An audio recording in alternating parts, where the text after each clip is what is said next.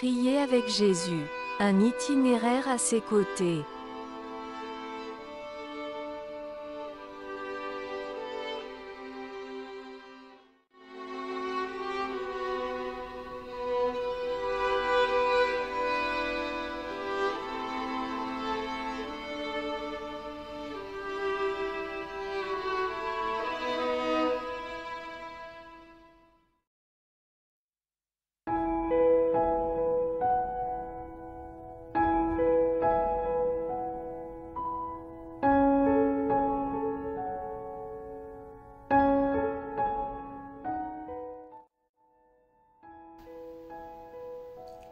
Chers amis, bonjour.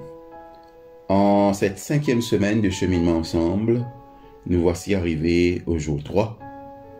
Le thème, enclin à la passion. Il prit avec lui Pierre et les 2 fils de Zébédée. Restez ici et veillez avec moi.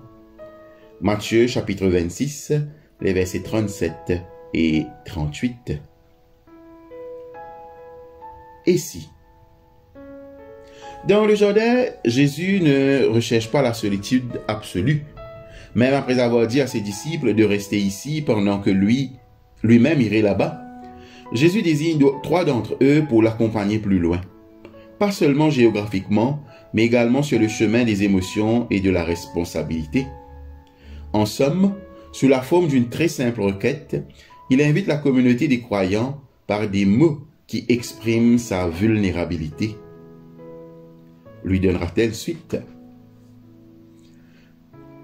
Je suis triste à mourir. Demeurez ici et veillez avec moi. Une certaine conception du leadership exclut tout aveu de faiblesse ou de vulnérabilité. Ne baissez pas la garde. Ne révélez pas vos vrais sentiments à vos ennemis et encore moins à vos amis. Pas ici. Quelques chapitres plus tôt dans l'Évangile selon Matthieu, 2 des 3 disciples que Jésus invite à veiller lui avaient provoqué un grand émoi parmi les autres disciples en demandant à leur mère de présenter à Jésus une requête inouïe, qu'ils veulent bien leur accorder des places d'honneur dans son royaume. Les 10 autres s'étaient indignés, mais Matthieu ne précise pas s'ils en voulaient aux 2 frères ou à eux-mêmes de n'avoir pas été les premiers à formuler cette requête. L'Évangile dit simplement que Jésus a opposé l'idée que le monde se fait de la grandeur, du leadership, à la vraie grandeur de ceux qui veulent suivre sa voie. Dominer, c'est-à-dire exercer un contrôle à tout prix, appartient au passé. L'avenir appartient à ceux qui reconnaissent la vulnérabilité du serviteur et l'acceptent. À quoi ressemble un tel leadership? Un exemple nous est donné dans l'invitation de Jésus à nous joindre à lui dans une communion de prière, à former une communauté qui est pleinement consciente de l'angoisse du moment et qui s'engage à rester éveillée auprès de celui se trouvant dans le besoin. Dans cette invitation et dans le potentiel de cette communauté, Jésus promulgue l'inversion entre la grandeur et le service dont il avait parlé auparavant.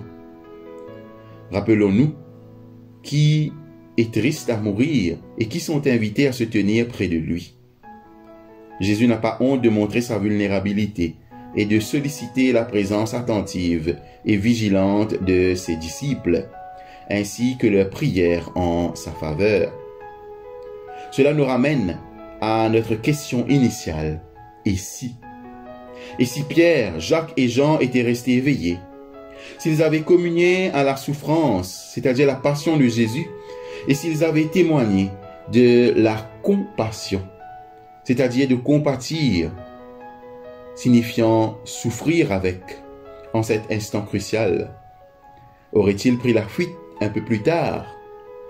Tous, sauf un, auraient-ils laissé aux seules femmes le soin d'être présentes à la croix? On peut toujours rétorquer avec des si, car nous ne savons pas quelle tournure les événements auraient pris. Nous savons que l'invitation adressée à rester éveillé n'eut pas d'effet et que les disciples s'endormirent. L'histoire s'est écrite ainsi, mais ce n'est certainement pas la fin de l'histoire pour chacun de nous. L'invitation perdure. L'entrée de Jésus dans le jardin de Gethsémani s'accompagne d'une invitation à la communauté. Et à ce titre, elle nous concerne. Nous continuons d'entrer dans ces lieux où nous pouvons imaginer Jésus triste à mourir. Devant la mort des innocents, devant la recherche désespérée de la paix au milieu de la violence, devant la dure réalité des créatures de Dieu mourant de faim et errant, dépourvues de tout abri. Quand nous entrons dans ces lieux, Jésus nous invite à former une communauté, mais une communauté qui partage la souffrance et reste attentive aux besoins. Proche de nous, au lieu de s'assoupir dans l'indifférence ou la dureté. Cette communauté nous invite à prier en solidarité active et parfois souffrante avec ce monde. Nous savons en effet où trouver Jésus, au cœur de la souffrance, et nous savons aussi où Jésus nous conduirait à accomplir des actes de sacrifice et de service. L'invitation de Gethsémani demeure. Et si je devenais un membre d'une communauté encline à la compassion? L'invitation vous est lancée. Veillez avec moi. Prions. Ô Dieu, nous te sommes reconnaissants pour le repos que tu nous accordes et qui nous permet de nous renouveler. Merci aussi pour l'éveil et la vigilance que tu nous demandes d'exercer pour démontrer notre renouveau dans la prière et le service. Par notre Seigneur Jésus-Christ. Amen. Votre exercice spirituel pour ce matin. Choisissez un moment où vous avez du mal à vous concentrer ou un moment que vous ne réservez habituellement pas à la prière ou à votre culte personnel. Pensez à une personne, à un groupe ou à une situation qui attriste Jésus selon vous. Priez pour cette personne, ce groupe ou cette situation, mais faites-le sous différents angles.